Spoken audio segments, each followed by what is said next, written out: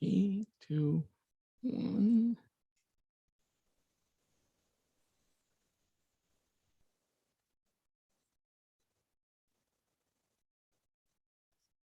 All right, everybody. It's 1 p.m.-ish, and it's Friday. So this might be Shally's Alley, maybe. I don't know if anybody can recognize the background over here.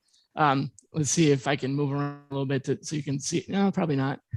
But one of my all-time favorite movies, especially the director's cut, is Blade Runner. And I found this little video loop that you can put on Zoom, which is kind of cool. So I put it in as my background. Anyway, welcome to Shally's Alley. We have a very special guest today, Amanda, AJ, you go by AJ. Amanda Jonnala is a relationship director at my day job, Aspirant. And I wanted to bring her in today because she is terrified of public speaking. Oh my gosh. What a great opener. So I figured, what a better way to get over it than to do a live broadcast on YouTube, Facebook, Twitter, and whatever else is out there, LinkedIn, etc. But no, kidding aside, AJ's got a really interesting role. She helps run operations for power sourcing and does a lot more than that, but she's also the point of contact for the customers. So in a very short description, it's a unique position to be in because with one side of her operations, she's looking at the day-to-day, basically the running of sourcing, overseeing the day-to-day activities of sourcers and leads and quality of research and all that. And then on the other side, she's hearing what the customers want, what the clients want, and is the go-between between the two. So sometimes communicating the client's feedback, positive or negative, to the researchers, and sometimes the researchers' feedback, positive or negative, back to the client, and gets to see kind of both sides. So I think that that's a very interesting perspective and one that we haven't had here on the show yet. So AJ, welcome to Shally's Alley. Thanks for having me. I guess we should throw in one additional thing. I report directly to you, so that also makes my role really interesting. Yeah, I was going to keep that out because then people are going to feel really bad for you, and I didn't want them to pity you. You're funny. He made me do this. He's my boss. Right, and this is completely unscripted, by the way. Right. We had a cancellation last week for Shally's Alley, and it wasn't last minute, but it was cancellation. I thought, let me see if AJ would be even willing to do this because of your, public speaking. It's just not my favorite. I think in high school, I was in drama class, and I would have a little freak out every time before I got onto the stage. But then once you're on the stage, it's fine. It also happens with powerlifting, my hobby, right? Before you go into the platform to try to lift some unliftable weight, typically you have like this mini nervous breakdown where your heart rate quickens and you're taking deep breaths. And then I tell myself, yeah, it's right. And I try to tell myself, this is my body's way of having me rise to the occasion, right? Like it's quickening my senses. Right. This is natural, but it's still something that I dread, right? It's still the few moments before actually doing the thing is still a little bit, it can be a little nerve wracking with the, even the public for me, speaking. I still, every time I take the stage, but for the first, 10, 15 minutes before I go on stage, I get cotton mouth and vertigo. I would never know it. You hide it really well. No, it's just, I major stage fright, but you don't get used to it. You just learn how to cope with it, right? Like I always have to have a bottle of water, not cold water, because then my throat gets even worse. So just a little bottle of water, and I drink before the stage.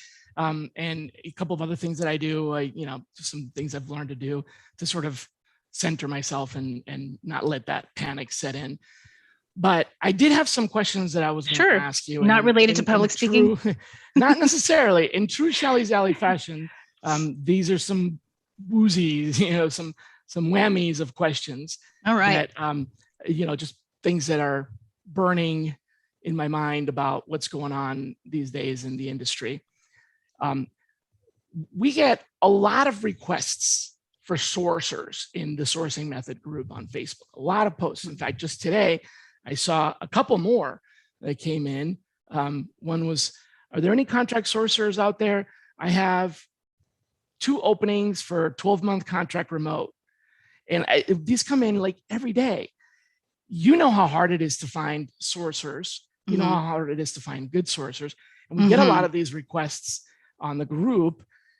What's your advice for these poor souls that are looking for sourcers in the market right now?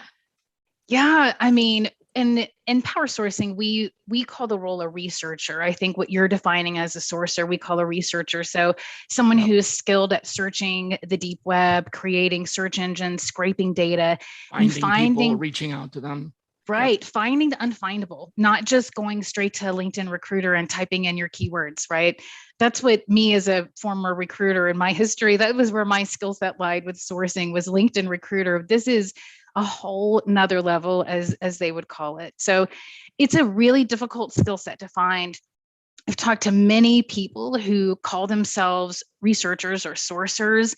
And then after 5 minutes with them, I could do better than a lot of them, right? I actually talked to someone who was had a very high hourly rate, and I was like, this is going to be good. This guy's going to really be very skilled. And the only tool he used was LinkedIn Recruiter. That was the only tool that he used to do any type of sourcing. And I asked like 5 different ways, but you still use Seek Out, right? You still you still search through Google, right? No, it's just I wonder, LinkedIn Recruiter. Did you ask him? So if you use LinkedIn Recruiter and anyone else can use LinkedIn Recruiter, what distinguishes you as a sourcer? Did you ask that question? I didn't. I should have. I did say, like, what happens if you don't find the candidate on LinkedIn Recruiter? What happens if you don't get a response, or you're not able to submit a candidate that's not already been found by someone else? And he said, then I just don't fill it. Then it just doesn't get filled from me. Right. Right. Okay. Wow. So how do we, what advice do you have for our listeners that are running into that same thing, right? Like what do you do? So I guess how to find the researchers, it's really a rat race right now. Anyone knows in talent acquisition, finding recruiters or sourcers or researchers, whatever you call them, it's really, really difficult. And I don't have the answer. I could solve the problems of the US if I did. We talk to people, we look at junior level versus senior level. We have an extensive test they take. And as you know, Shally, internally, we offer a lot of training to people to come on, and they have access to Shally Steckrell to train them on how to be a researcher. So I guess to answer that first question, if you're looking for a researcher and you're having a really difficult time doing it, look for talent you can develop. Look for folks that are really looking have for the basic skills. That's right. Now, but that can think of video gamers. We have some people on our team that like to play video games where they're digging in or whatever. They're still that kind of solitary, likes to really dive into the computer and find things. They seem to be a successful profile, but you have to teach them. So have to be ready to teach them. Yeah. So and not just teach them, but also guide, right? So it's not like, hey, here's Shally's book, you're done, like that, you got your No, you have to actually work with them, because a big part of sourcing is all of the changes, all of the nuances, right? There's no formula. In recruiting, there's a lot more of a system, because there are lots of rules, boundaries, applicant flow, you've got tracking, you've got submittals, you've got SLAs that you have to live up to. In sourcing, we have SLAs too, but in sourcing, sometimes the challenge is to figure out another way that hasn't already been done, and that's part of the job. So when you bring somebody into the industry, it's not just, here's your training, whammy. It's here's your training, now go and hit some walls and go down some rabbit holes and fall into some traps, and then come back when you've done a few of those. Right. Our team, as you know, we use sprints of uninterrupted time where you are going down the rabbit hole to try to just find everyone you can find. And then either we refine as we go, or we come back at the end and refine the search. Sometimes we have more people than we need. Sometimes we have to schedule another sprint because we didn't get enough. but it's a lot of time management, and exactly what you're saying. This is one field where continuous improvement is absolutely a needed function, right? Because things change so much. Which is actually, that's another question that I had for you that I wanted to ask is, you're managing a team of very busy researchers. This market is just hot. Things are popping all over the place, and your team is basically constantly under fire with requests. And you have a pretty large team, about what, 20-25 people, something like that. It really depends on the projects we have going at the time, because we're agile, but I would say somewhere around there is accurate. So my question is, how do you, given they're so busy, how do you maintain the time, or how do you allow for them to keep their skills sharp? Well, we have a once a week meeting where it's all of our team gets together on a call. To start with, sometimes if I've heard throughout the week people have questions about how to use a certain tool or how to refine, we'll ask you to start with that, Shally, and show everyone how to use the tool. But one of the fun things that we recently started is a segment that we call Stump Shally. It's been a huge amount of fun for our team as well. They all cannot, you don't even know this, but there are emails that go on behind your back where everyone is trying to say, like, do you think you could find this? Do you think you could find that? So Shally will share his screen, and someone on the team will say, Shally, find me this purple squirrel. I'm trying to think of some examples that are appropriate for public consumption. We had a few. There was the last example was to find somebody who was a content analyst, which means basically the people that approve content, like on Facebook when they do the fact checking and things like that.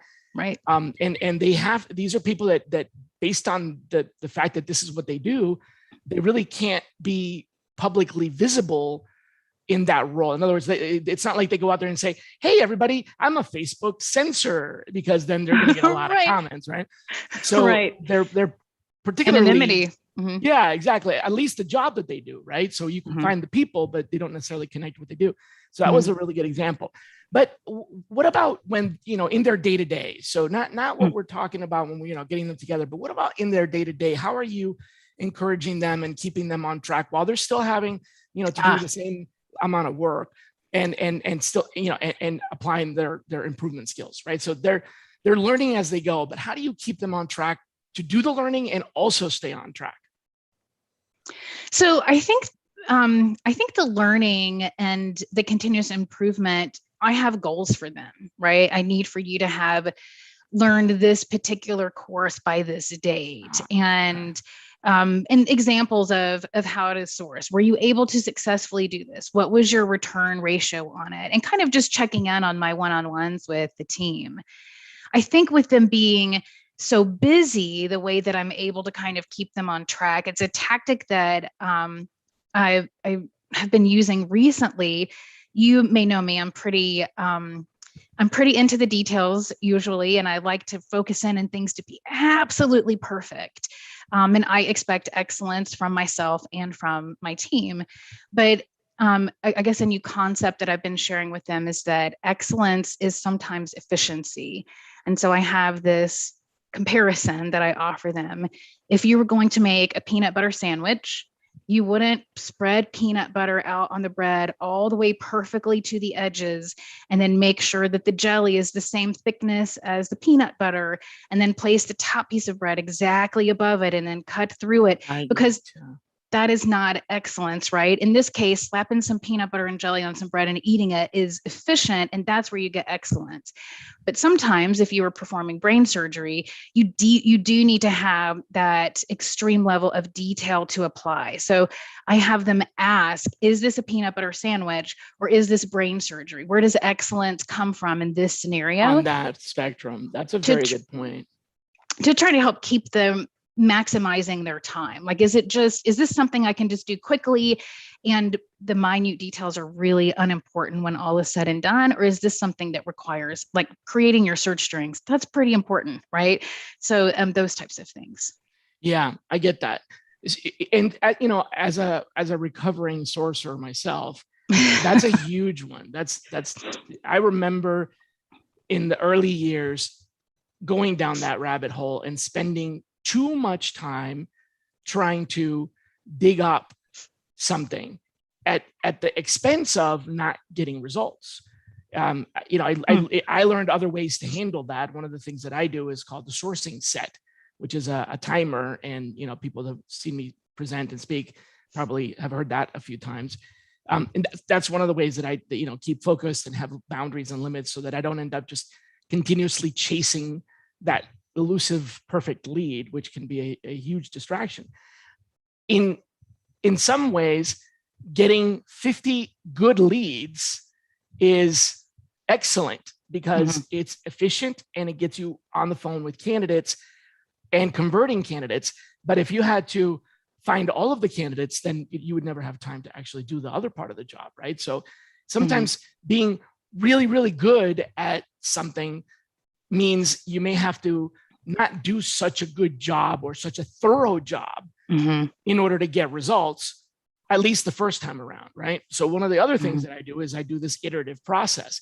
So the first time around, I kind of do a quick pass. Some people call it low-hanging fruit, whether that's your job boards, your ATS or whatever. For me, it's just a quick pass to just do some recon. Maybe I have enough leads, so let's try it. And I've learned more and more these days that that's the way to go. And then if that doesn't bring back results, you can tweak it based on what you're getting from the client, or you get it from the candidates. And it's a lot easier to get to excellence by trying to be efficient first. That's a really good point. Right. You could search for a certain job title for years, honestly, especially if it was remote anywhere in the US or the world. But you don't need that many. You just need fewer of exactly what you're looking for. So, and it really helps to know how many you actually need, right? So that's one of the other things is we track metrics so that a lot of people ask me about metrics. How do you measure sources? How do you compare sources to recruiters? How do you measure productivity and all those things? And there's a lot of debate about the one metric or et cetera. I've always tracked metrics for myself from the very, very beginning. I have this mission control that I've talked about many times on the show, and I've shared with people. It's a spreadsheet that tracks things like the keywords that you use and the sources that you use. I've always done that for myself to learn from my searches, to see what works, what doesn't work. It just so happens to be that because I was doing that kind of tracking, I accidentally fell into being compliant because my searches were tracked and I knew what I was doing and I knew where candidates came from, exactly what searches and what URLs and everything. And so that led to, wow, okay, so this is not just about me now, this is also about compliance. And then that led to learning about some of the sources that work better for these types of jobs and those types of jobs. And that led to efficiencies, which also helped me do my job. So for me, when people talk about the one metric, maybe to leadership, you have to have that. But for me, to learn from what I'm doing so I don't repeat mistakes and so that I do repeat successes, that kind of measurement is more valuable for myself, right? Like as a learning technique, right? So that's another way people can keep their skills sharp is by watching what they're doing and figuring out tracking themselves. Yeah. Hey, on this project, I was a lot less efficient than on the other project. What was different? What did I do different? Was it me? Was it the tools? Was it the data? Was it the people? Right? Speaking of improvements, what improvements are you planning to work on for your team and your workflows? The second half of the year. So what's on your sites? What are the objective improvements that you're planning on working on? Yeah, no, that's a great question, and something that's actually kind of relevant to what we started off talking about. We potentially have opportunities to do public speaking in our roles, even as researchers, if they're doing a presentation for the entire group to kind of show what they do, or perhaps in the future, as we do more education, being able to present to groups of clients about different sourcing techniques, things like that. So public speaking is something that I think is important to be able to do. I know I'm a terrible example of it because I was just telling you how nervous I get right before the curtain raises, but we are going to be doing a thing that we're calling Power Sourcing Toastmasters, where and it's completely voluntary. And I don't know anything about this, by the way. So this is very new. I think you came up with this idea and just put it in place, right? That's right.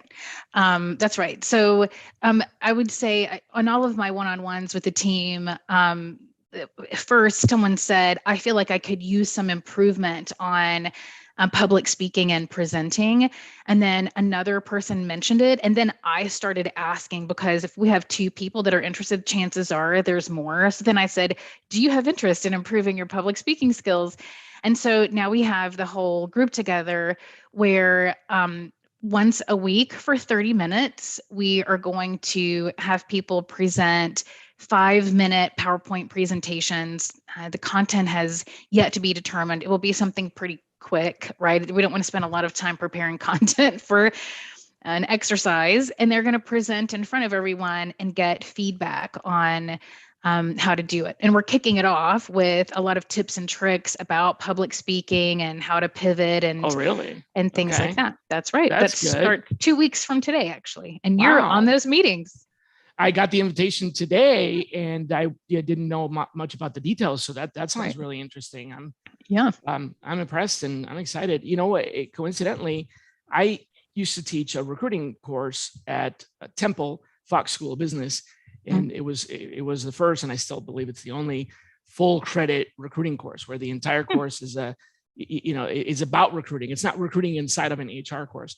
It's part of the HR program, but it was a course on just recruiting.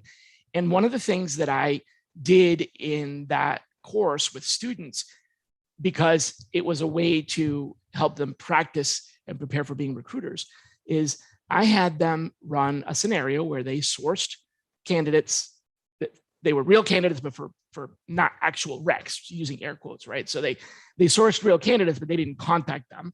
And then they had to, as a group, teams of 3 pods, they had to come up with the best 3 candidates out of the group. So everybody would source some candidates, and then they would get together, review the candidates, and then they would come up with the best 3, and then they would present them to the hiring manager, which was a classroom presentation.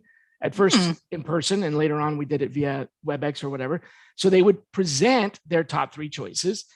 And it sounds boring because like, oh, here's my 3 resumes. But no, they actually would highlight, like, we picked this person because we all agreed on this, that, and that. It was really cool. It gave them an opportunity to practice convincing a hiring manager, which was their peers, right? The audience, convincing a hiring manager that these candidates were the best ones, and competing for that with each other in a friendly way. And then we would select the winning candidate that would receive the virtual offer, and that team would get the virtual reward, and they would all grade each other. So it was a way to do some peer grading, which is what they call flip the classroom. So that's really interesting, because I never thought of that as public speaking. I thought of that as presenting candidates. But you know what? As a recruiter, you do a lot of public speaking. You're speaking to an audience of hiring managers. You're speaking to an audience of candidates. It may only be one candidate, but that is still an audience.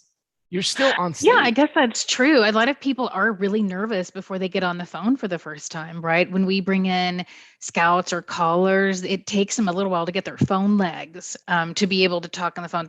I have never suffered talking on the phone. I guess I've had the gift of gab in that way for a while, but I understand for other people. So much for your fear of public speaking.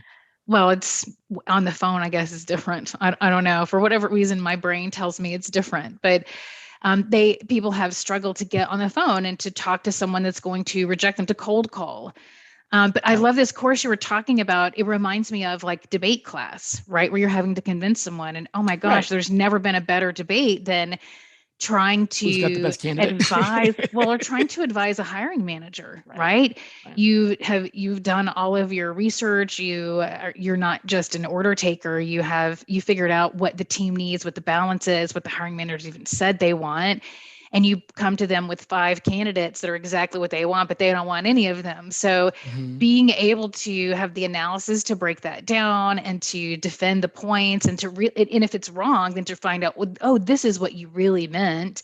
It's really all about debate. So it sounds like that course covers some really key skills and the public speaking. It's debate without the arguments that you get, like as in a court case where you argue opposite sides type of debate. But there's definitely some persuasiveness there. The reason I introduced that into the course that I taught at Temple for a few years is because for the foundation, we have a capstone course, my nonprofit foundation, which tries to reintegrate people that have been displaced and unemployment for various reasons, like disabilities or returning from service and so on. And we try to, help them get jobs in the industry. So we train them, we teach them, we educate them, we provide them the space to be able to do this. And then there's a capstone course. And in that capstone course, we pair them up. Each student is paired up with a real recruiter that's working on what I like to call a dead rec, kind of like a dead letter, right? It's this rec that's basically been abandoned. It's not going to go to an agency. We're not taking any bread off of anybody's table. Maybe it's already been to agencies and, it's 300 days old. People have given up on it. The recruiter's not even working on it. And we have companies that have volunteered to participate in this, and they put a recruiter in the hiring manager seat, and the graduate from the Sourcing Institute Foundation is presenting these candidates, much like that's where I learned what I learned from there. I applied at Temple, and they have to sell the candidate to the recruiter. And what's really almost cathartic for the recruiters is they get to be that hiring manager that is, what I'm talking about. I know what you're talking about. Hiring manager's like, but what about this or that? And so they love it because it's almost like a chance to kind of reverse the tables, and the graduates get some legit experience from somebody that is actually facing those hiring managers right then and there. But that's one-on-one. So I didn't connect that as public speaking until just now when I put those three things together. But it makes me think that maybe public speaking is something that more recruiters and more people in TA should think about as a competency. What do you think? Yeah, absolutely. I think the ability to communicate with a public of one or a public of 5,000, you really have to be able to slow your heart rate, listen to what's being said, use cognitive ability to analyze it and then respond and be an active listener. And so I think public speaking for everyone, right? There's no situation where it's for everyone. That's a good point. Not necessarily something that, I'm sure there are some jobs where it's not important, but it feels like a pretty important skill, like being able to type almost, like it's almost fundamental. That's true. You also don't see being able to type on a job description. I was thinking, right? Why don't you we used put to that? though. Yeah, that's true. So maybe it's just too fundamental. It just, I just, the light bulb went on for me. I just made the connection between public speaking and presenting candidates and talking to hiring managers, because I never thought of it as a stage, but you definitely are in the spotlight when you're presenting candidates and defending your candidates to the hiring manager, if you're really being a talent advisor. So maybe this is something that, TA leaders that are listening in can take back and think about, how am I going to be able to foment that skill in my team? Because it's not obvious, right? This is not a job where you're a journalist or where you are doing public speaking. When we interview candidates for sourcing, we don't ask them questions about public speaking, but it might help, right? Like, have you done any Toastmasters, or have you ever given a presentation at a, have you ever, done one of those speeches at a wedding, or, those kinds of things? I don't know what they're called there. There's a word. Toast. Yeah, Toast. Exactly. Yeah. Interesting.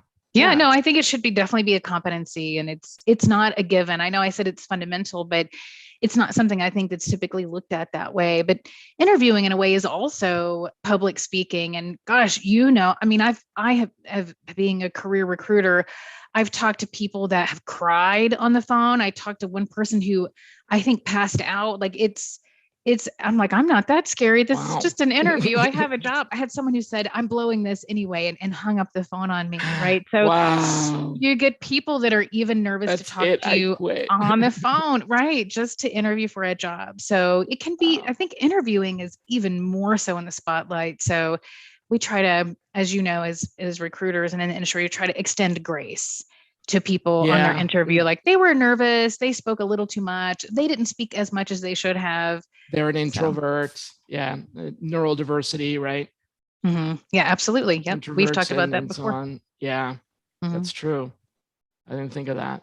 I'm an introvert, which is why I still get completely twisted before I go on stage. It's very it goes against my grain. And I'm not someone that seeks the audience and wants to present. I've done it because I had a message that I wanted to say, and then I got okay at it, and now I'm capable of doing it, but it's still very scary and draining for an introvert.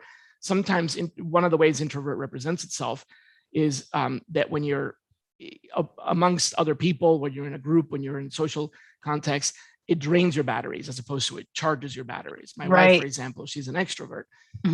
Her batteries drain when she's at home alone. So spending a day by herself is like, draining. And then she goes out with her friends, or goes out, even if it's just going to the store, and you can see her batteries visibly recharged. I'm the opposite. I go to the store, I come back, I'm like, I want some privacy, I want some downtime. And there's many other ways to represent introversion. That's just happens to be mine and the way I represent it. But that's a good point. So that's really well said too. Are sorcerers introverts? Is again, just totally I'd never thought about this before.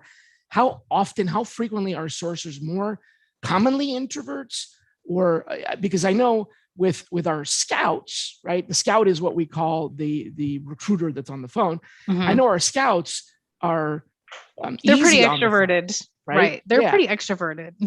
But a researcher could be extroverted too. They're just that it's not, the job doesn't require you to be one way. I don't know how satisfying a role would be if someone is truly doing deep web search all day long. How truly satisfying their job would be if they never contacted any of the candidates or talked to the hiring managers. We actually had an employee who switched like that. Like they said, I'm looking at all these candidates and I never know what happens. I want to talk to the candidates. I want to be able to influence the hiring managers. Like, I think it's something that a good researcher typically is going to be an introvert, likely, and get fueled, be energized. You always want to get energy from your work. You don't want it to completely drain you. It does sometimes, but I think that I would say for a researcher, typically they're going to be introverts, not always, and that for the scouts, almost always extroverted. Wow, that's two things. Just my guess. Yeah, no, you're probably right. That's two new thoughts, right? Public speaking and introversion have now entered my mind space with regard to this profession that I've been shepherding for 25 years. 25 years, AJ. I've been doing this for 25 years. Nuts. Those sorcerers. You must have started when you were 5. Yeah, right. Yeah. Flattery gets you nowhere with me. But yeah, people did not do this as a job. It was something people did. It was recruiters did their own sourcing. That's exactly right. That's how I started out. Right. And now there's 750,000 people that call themselves sorcerers. So it's crazy. Right. And I've never once thought about this as a, introvert, extrovert role and as a public speaking role. So very mind-opening. So thank you so much for coming on and being such a good sport. Our time is basically up here, but if you have any last words of wisdom for our audience, I'd love to hear you say goodbye. All right. Well, thanks for having me. I appreciate it. If anyone out there has a need for sourcing help, don't hesitate to reach out to me. I know a great company that can help with your sourcing needs. Shameless plug. We do not pay for advertising on this show. Wait a minute. All right. Awesome. Thanks, AJ. Thanks. Bye. Thanks for having me. Bye, everybody. Have a good weekend.